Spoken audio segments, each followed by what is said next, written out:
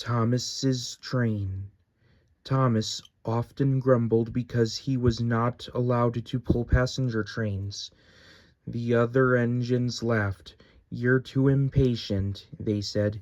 "You'd be sure to leave something behind." "Rubbish," said Thomas crossly. "You just wait. I'll show you."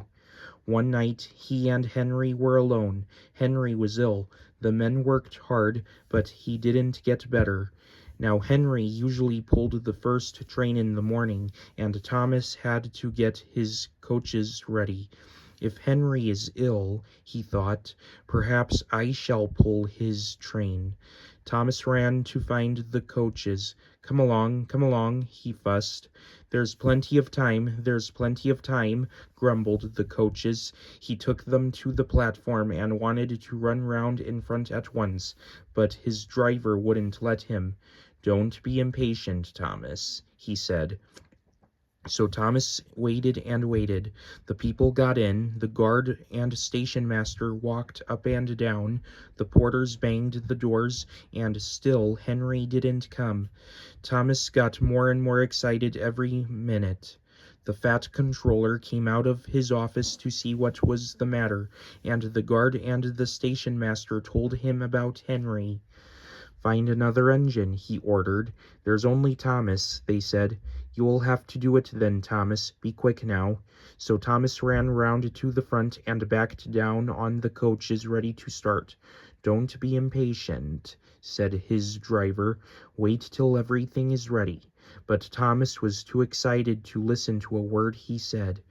What happened then, no one knows.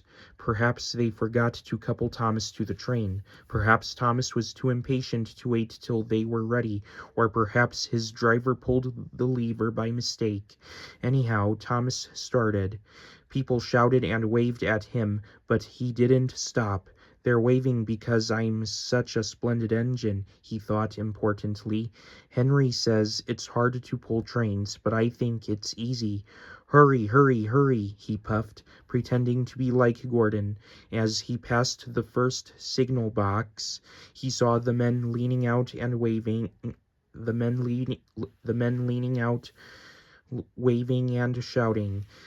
"They're pleased to see me," he thought. "They've never seen me pulling a train before. It's nice of them to wave," and he whistled, "Peep, peep, thank you," and hurried on. But he came to a signal at danger. "Bother," he thought. "I must stop, and I was going so nicely, too. What a nuisance signals are," and he blew an angry peep-peep on his whistle. One of the signalmen ran up. "Hello, Thomas," he said. "What are you doing here?" "I'm pulling a train," said Thomas proudly. "Can't you see?" "Where are your coaches, then?" Thomas looked back. "Why, bless me," he said, "if we haven't left them behind." "Yes," said the signalman.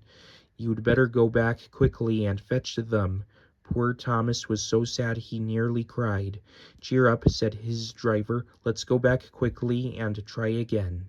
At the station all the passengers were talking at once. They were telling the fat controller, the station master, and the guard what a bad railway it was. But when Thomas came back and they saw how sad he was, they couldn't be cross. So they coupled him to the train, and this time he really pulled it. But for a long time afterwards, the other engines laughed at Thomas and said, "Look, there's Thomas who wanted to pull a train, but forgot about the coaches."